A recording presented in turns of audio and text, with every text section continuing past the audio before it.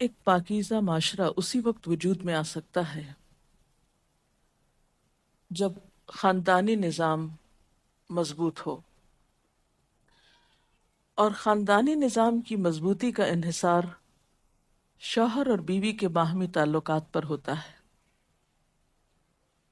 دونوں کے درمیان جب تک باہم موافقت نہ ہو، دونوں ایک دوسرے کے حقوق کا خیال نہ رکھیں، اس وقت تک خاندان کے اندر خوشی، راحت، سکون پیدا نہیں ہو سکتا۔ تو آئیے ہم دیکھتے ہیں کہ اسلام شوہر اور بیوی کو ایک دوسرے کے حقوق کی ادائیگی کے لیے کیا حکم دیتا ہے۔ سب سے پہلے شوہر کی ذمہ داریوں پہ بات کریں گے اور عورت کے حقوق پر۔ قرآن پاک میں اللہ سبحانہ و تعالیٰ نے شوہر اور بیوی دونوں کو ایک دوسرے کا لباس بتایا ہے۔ ارشاد باری تعالیٰ ہے، ہن لباس لکم وانتم لباس لہن، وہ تمہارا لباس ہے اور تم ان کا لباس ہو۔ اور لباس انسان کے لیے حفاظت، زیب و زینت اور سکون کا باعث ہوتا ہے۔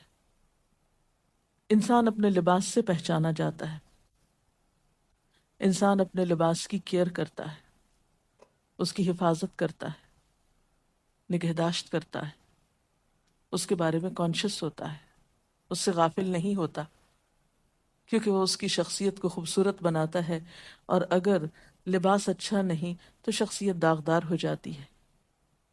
تو جس طرح لباس اور جسم کا باہم تعلق ہے، ایک مضبوط تعلق، قریبی تعلق، اسی طرح شوہر اور بیوی کا بھی باہم ایک مضبوط قریبی تعلق ہوتا ہے۔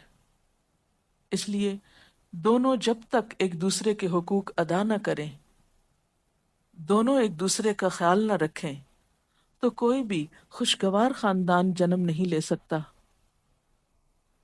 تو آئیے دیکھتے ہیں کہ اس سلسلے میں اسلام کی تعلیمات کیا ہیں۔ سب سے پہلے شوہر کو یہ تلقین کی گئی کہ وہ بیوی کے ساتھ اچھا سلوک کرے۔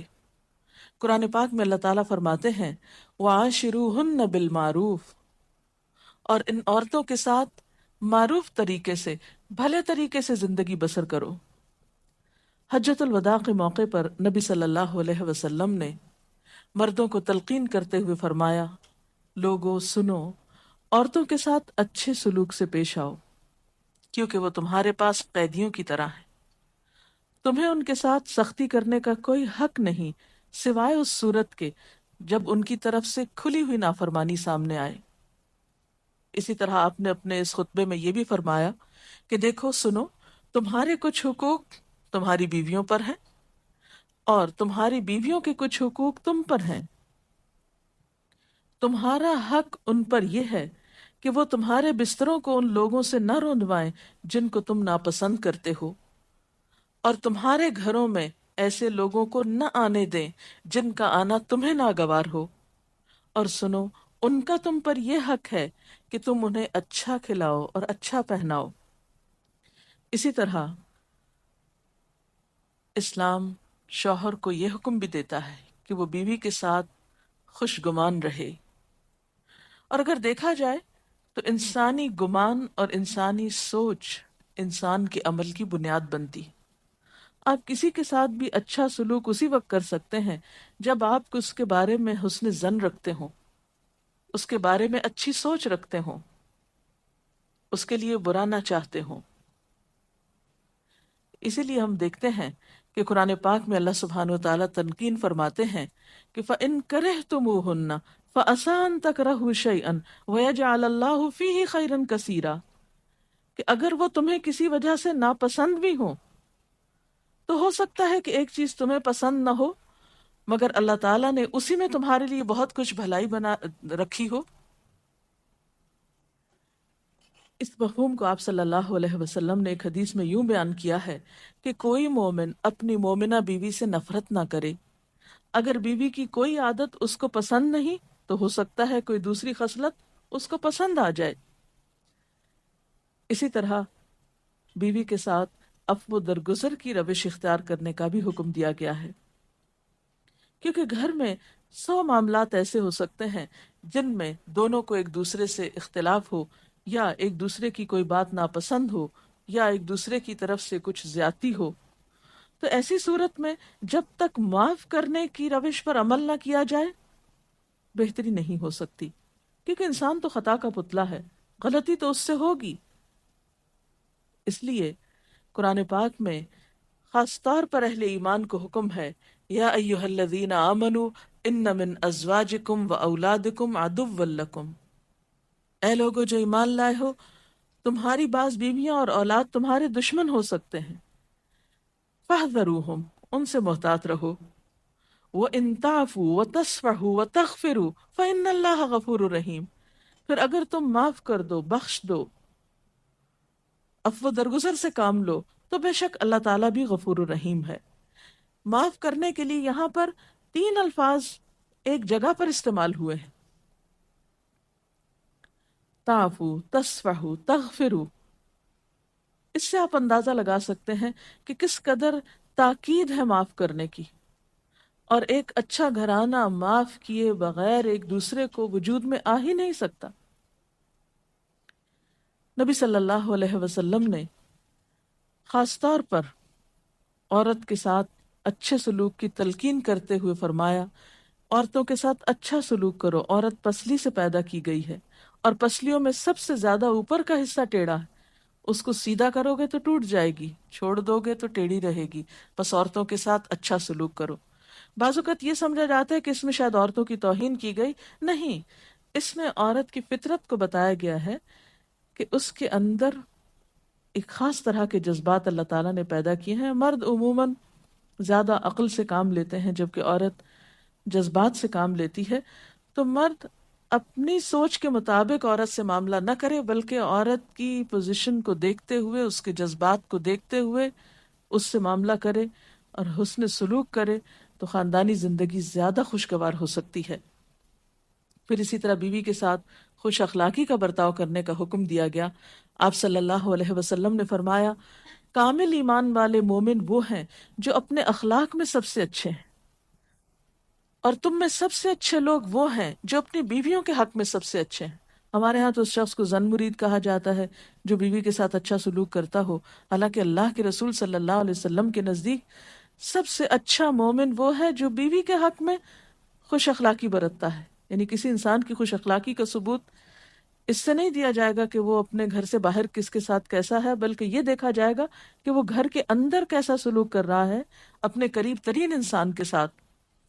حضرت عائشہ رضی اللہ تعالی عنہا فرماتی ہیں کہ میں نبی صلی اللہ علیہ وسلم کے ہاں گڑیوں سے کھیلا کرتی تھی، میری سہیلیاں بھی میرے ساتھ کھیلتی، جب نبی صلی اللہ علیہ وسلم تشریف لاتے تو سب ادھر ادھر چھپ جاتی، آپ ڈھونڈ ڈھونڈ کر ایک ایک کو میرے پاس بھیجتے تاکہ وہ میرے ساتھ کھیلیں۔ اس سے آپ اندازہ لگا سکتے ہیں کہ آپ صلی اللہ علیہ وسلم کا اپنے ازواج مطہرات کے ساتھ کیسا سلوک تھا، کیسا معاملہ تھا، اور وہ ان کے جذبات کا کس قدر خیال رکھتے تھے۔ اسی طرح شوہر کی ذمہ داریوں میں سے یہ ذمہ داری بھی ہے کہ وہ بیوی کو خوش دلی سے نان نفقہ دے، اس کی ضروریات پوری کرے۔ اس سے نہ صرف یہ کہ دنیاوی اعتبار سے وہ اپنی ذمہ داری پوری کرے گا، بلکہ آخرت کے اعتبار سے بھی وہ بہترین اجر و ثواب کا مستحق ہوگا۔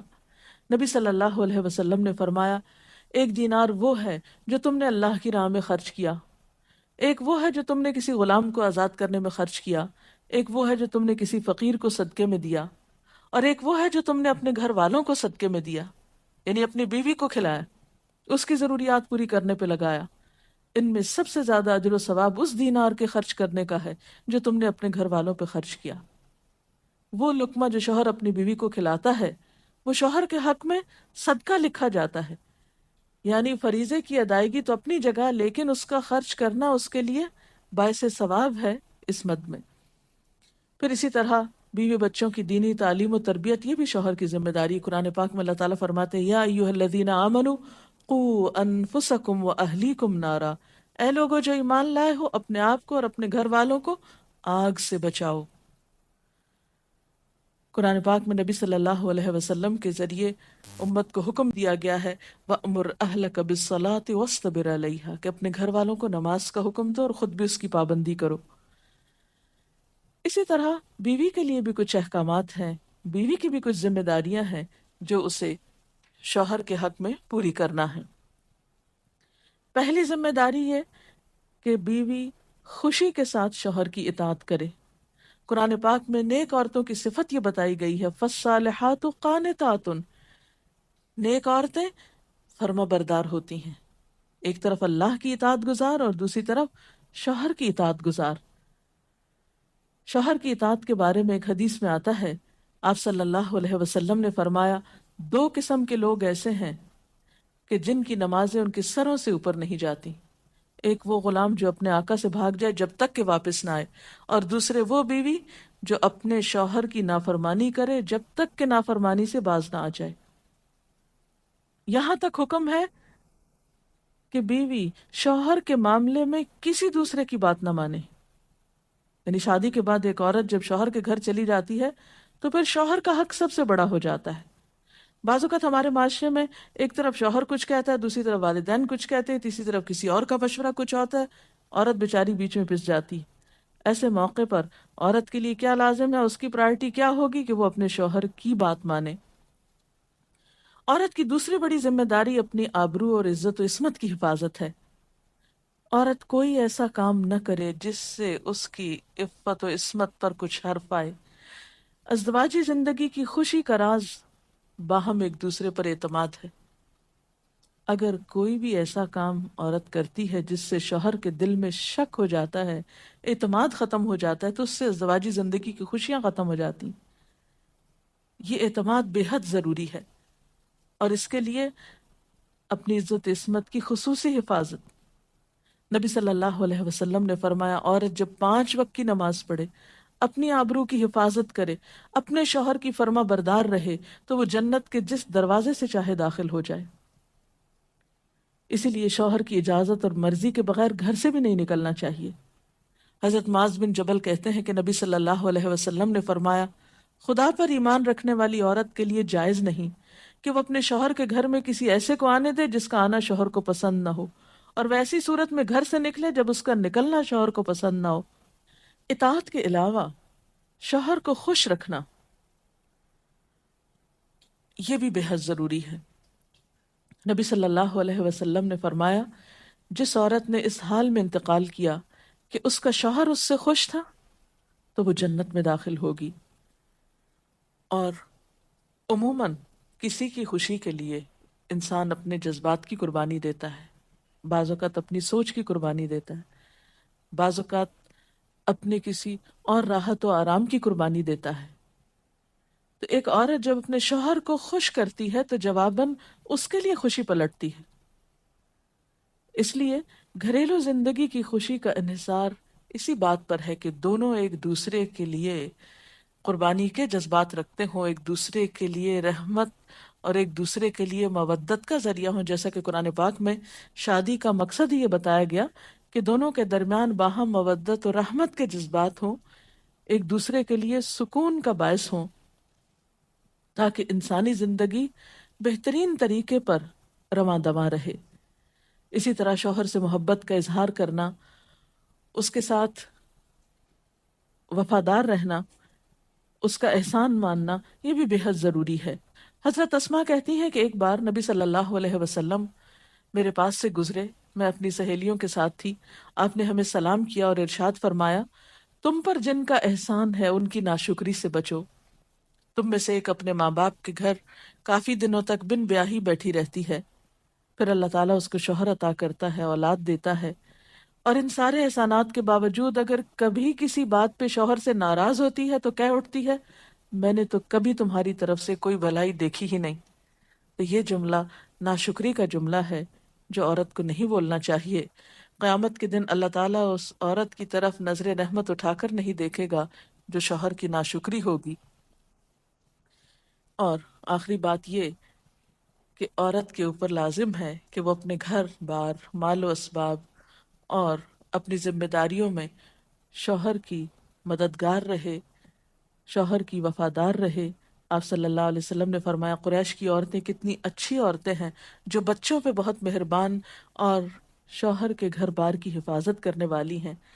آپ صلی اللہ علیہ وسلم نے ایک اچھی عورت کی خوبیاں بیان کرتے ہوئے فرمایا مومن کے لیے خوف خدا کے بعد سب سے مفید اور باعث خیر نعمت نیک بیوی ہے۔ اور نیک بیوی کون؟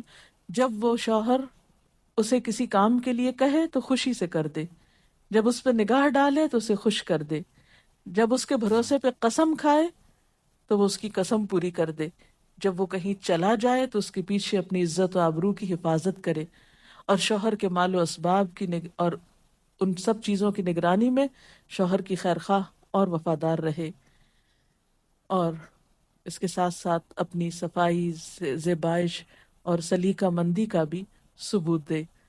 اس سلسلے میں اگر آپ کے ذہن میں مزید کچھ سوالات ہوں تو آپ کر سکتے ہیں۔ اگر والدین اور شوہر دونوں میں سے کسی ایک کی بات ماننے کا جیسے وقت ہو تو پھر کس کی بات پہلے مانی جائے گی؟ شادی کے بعد شوہر کی بات ماننا زیادہ ضروری ہے بنسبت کسی اور کے، کیونکہ واضح طور پر آتا ہے کہ عورت شوہر کے معاملے میں کسی دوسرے کی بات نہ مانے۔ اگر شوہر کوئی ایسا حکم دے جو کہ شریعت کے خلاف ہو تو کیا اس کا حکم ماننا چاہیے؟ شریعت دین کے یہ تو خلاف ہو؟ ایک اصول ہے لا طاعت لمخلوق فی معصیت الخالق، کہ کسی مخلوق کی یعنی کسی انسان کی اطاعت جائز ہی نہیں جہاں اللہ کی نافرمانی ہو رہی ہو۔ یہ تو ایک واضح اور طے شدہ بات ہے، اس لیے جہاں اطاعت کی بات ہوگی وہ معروف میں ہوگی، نیکی اور بھلائی کے کاموں میں ہوگی، شر میں اور برائی میں نہیں ہوگی۔ اگر کسی کا شوہر ناراض انتقال اس کا انتقال ہو جائے، وہ ناراض ہو اس کا انتقال ہو جائے، ایسی بیوی کیا کرے؟ بعد میں شوہر کے لیے دعا مغفرت کرے، اس کی طرف سے صدقہ خیرات کرے تو انشاءاللہ اللہ تعالیٰ معاف کرنے والا ہے۔ ڈاکٹر صاحبہ، اگر ایک پارٹنر اپنے حقوق اپنے فرائض پورے کرتا ہے لیکن دوسرا جو ہے وہ نہیں کر رہا، تو اس صورت میں پھر کیا رویہ ہونا چاہیے؟ اس میں یہ ہے کہ حسن سلوک کے ساتھ دوسرے شخص کو توجہ دلانی چاہیے کہ وہ اپنے حقوق پورے کرے، کیونکہ تالی دونوں ہاتھوں سے بجتی ہے۔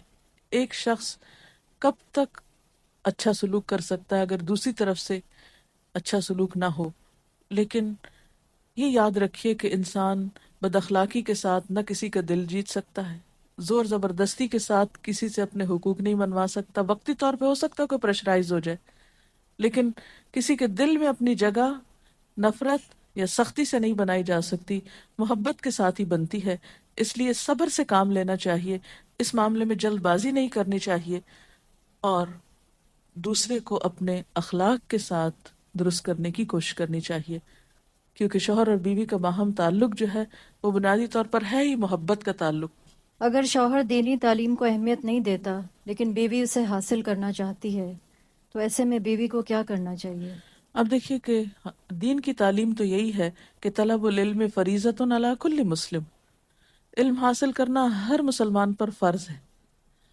اس میں جیسے مرد کا حق ہے علم حاصل کرنے کا، ایسا ہی عورت کا بھی حق ہے، کیونکہ علم کے بغیر تو زندگی اندھیر ہے۔ نہ انسان دنیا میں صحیح طور پر زندگی بسر کرتا ہے، اور آخرت میں بھی وہ کیسے حساب کتاب دے سکتا ہے جب اس کو پتہ ہی نہیں کہ اس کی ذمہ داریاں کیا ہیں، اسے کیا کرنا چاہیے اور کیا نہیں کرنا چاہیے۔ تو اس لیے اسلام نے ایسے معاملے میں عورت کو حق دیا ہے کہ وہ اپنا حق لے سکتی ہے، یعنی اگر شوہر نہیں بھی راضی تو وہ دینی علم حاصل کر سکتی ہے جس پر اس کی دنیا اور آخرت کی فلاح کا انحصار ہے۔ اگر شوہر دوسری شادی کرنا چاہے اور اپنی پہلی بیوی سے اجازت لینا کیا اس پہ فرض ہے؟ نہیں، فرض نہیں۔ السلام علیکم میڈم۔ میڈم، جو نان نفقے کا ذکر کیا ہے نا کہ ذمہ داری شوہر پہ ہے، تو وہ جی ہاں، کس حد تک ذمہ دار ہے؟ مطلب کہاں تک دے سکتا ہے؟ کوئی لمٹ ہے اس کی کہ اتنا کماتا ہے تو اتنا دے سکتا ہے؟ نہیں، اصل میں اس میں کوئی حساب کتاب تو نہیں کیا گیا، ہر ایک کو اس کی حیثیت کے مطابق دینا ہوتا ہے۔ جو وسعت والا ہے وہ زیادہ خرچ کرے گا، جو کم حیثیت والا ہے وہ اپنی حیثیت کے مطابق کرے گا، لیکن بنیادی ضروریات بیوی بچوں کی پورا کرنا شوہر کی ذمہ داری ہے، جس میں تعلیم، رہائش، خوراک، لباس، دوا، علاج، معالجہ، یہ سب شوہر کی ذمہ داری۔ ڈاکٹر صاحب، آپ نے کہا کہ یہ باہم اعتماد کا رشتہ ہے میاں بیوی کا، اب میاں تو بیوی پہ اعتماد کرتا ہے، اگر بیوی کو اس پہ نہیں اعتماد ہے کہ وہ کچھ چھپاتا ہے یا کچھ نہیں بتاتا ہے، تو بیوی کو کہاں تک اجازت ہے کہ وہ اس بات کو کریدے، اس سے پوچھے؟ میرا خیال ہے کہ بعض اوقات معاملات کریدنے سے اور زیادہ خراب ہوتے ہیں، اور بعض اوقات انسان بلا وجہ کسی وہم کا شکار ہوتا ہے، شیطان وسوسے ڈالتا ہے اور انسان کو غمگین اور پریشان رکھتا ہے. تو اس میں یہ ہے کہ انسان کو تجسس کرنے سے منع کیا گیا ہے، کیونکہ اس سے حاصل کچھ نہیں ہوتا، اور انسان کے ظاہر پر ہی معاملہ کرنا چاہیے اس سے.